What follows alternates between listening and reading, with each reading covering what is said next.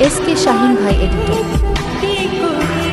আমি তাকে ভালোবেসেছি তার সৌন্দর্য দেখিনি। সে যেমনই হোক, আমি তার থেকে সুন্দর কাউকে চাইনি। তার মুখ থেকে ভালোবাসার কথা শোনাটা ছিল আমার জীবনের শ্রেষ্ঠ উপহার। আফসোস, এটা ছিল তার অভিনয়।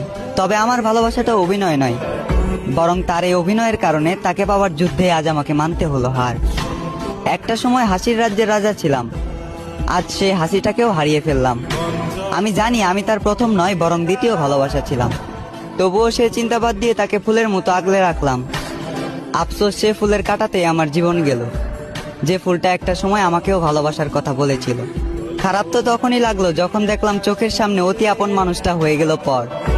চোখ দিয়ে ঝরলো বৃষ্টি, বুক দিয়ে বয়ে গেল কালবৈশাখী ঝড়।